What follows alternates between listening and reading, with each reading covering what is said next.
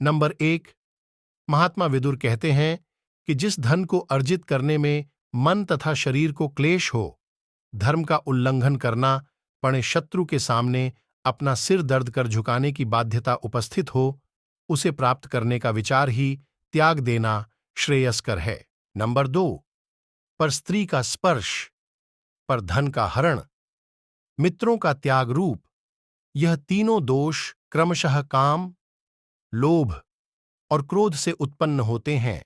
Number 3, जो विश्वास का पात्र नहीं है, उसका तो कभी विश्वास किया ही नहीं जाना चाहिए, पर जो विश्वास के योग्य है, उस पर भी अधिक विश्वास नहीं किया जाना चाहिए। विश्वास से जो भय उत्पन्न होता है, वह मूल उद्देश्य का भी नाश कर डालता है। नंबर 4, संसार के 6 सुख प्रमुख है। धन प्राप्ति, हमेशा स्वस्थ रहना, वश में रहने वाले पुत्र, प्रिय भार्या, प्रिय बोलने वाली भार्या और मनोरथ पूर्ण कराने वाली विद्या। अर्थात इन 6 से संसार में सुख उपलब्ध होता है। नंबर 5, बुद्धिमान व्यक्ति के प्रति अपराध कर कोई दूर भी चला जाए तो चैन से न बैठे, क्योंकि बुद्धिमान व्यक्ति की बाहें लंबी होती हैं और समय आने पर वह अपना बदला लेता है। नंबर 6, क्षमा को दोष नहीं मानना चाहिए, निश्चय ही क्षमा परम बल है। क्षमा निर्बल मनुष्यों का गुण है और बलवानों का क्षमा भूषण है। नंबर 7, काम, क्रोध और लोभ, यह 3 प्रकार के नरक यानी दुखों की ओर जाने के मार्ग है। यह तीनों आत्मा का नाश करने वाले हैं, इसलिए इनसे हमेशा दूर रहना चाहिए।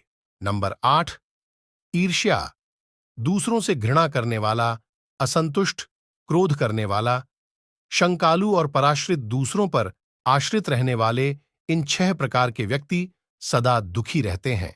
नंबर 9, जो पुरुष अच्छे कर्मों और पुरुषों में विश्वास नहीं रखता, गुरुजनों में भी स्वभाव से ही शंकित रहता है, किसी का विश्वास नहीं करता, मित्रों का परित्याग करता है, वह पुरुष निश्चय ही अधर्मी होता है। नंबर 10, जो अच्छे कर्म करता है और बुरे कर्मों से दूर रहता है, साथ ही जो ईश्वर में भरोसा रखता है और श्रद्धालु है, उसके ये सद्गुण पंडित होने के लक्षण हैं। नंबर 11, जो अपना आदर सम्मान होने पर खुशी से फूल नहीं उठता और अनादर होने पर क्रोधित नहीं होता, तथा गंगा जी के कुंड के समान जिसका मन अशांत नहीं होता, वह ज्ञानी कहलाता है। नंबर 12, मूढ़चित्त वाला नीच व्यक्ति बिना बुलाए ही अंदर चला आता है, बिना पूछे ही बोलने लगता है, तथा जो विश्वास करने योग्य नहीं है, उन पर भी विश्वास कर लेता है। नंबर 13, जो बहुत धन, विद्या तथा ऐश्वर्य को पाकर भी इठलाता नहीं, वह पंडित कहलाता है।